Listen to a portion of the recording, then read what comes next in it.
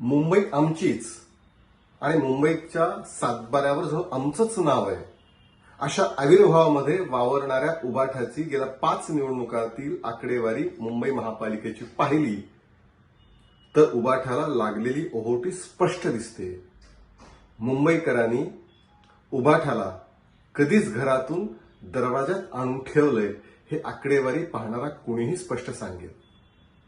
गेल्या 30 वर्षांमध्ये उबाठाला फक्त 100चा आकडा एकदा पार करता आलाय. तो 1997च्या निवडणुकीमध्ये 103 जागा त्यांना मिळाल्या होत्या. बहुमताला 112 ते 115 जागा लागतात. तो आकडा त्यांना कधीच पार करता आला नाही. 1997ला 103, त्यानंतर 2002च्या महापालिका निवडणुकीत तो आकडा आणखीन खाली आला, तो 97 वरती आला.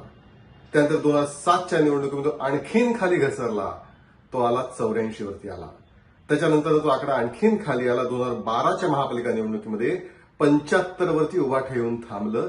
ही वस्तुस्थिती आहे.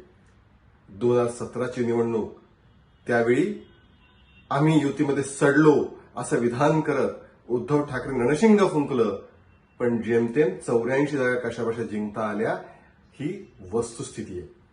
आता तर कट्टर शिवसैनिक एकनाथ शिंदेसोबत आहे. त्याचबरोबर अन्य भारतीय जनता पार्टी ज्याची ताकद होतीच ती पण सोबत नाहीये.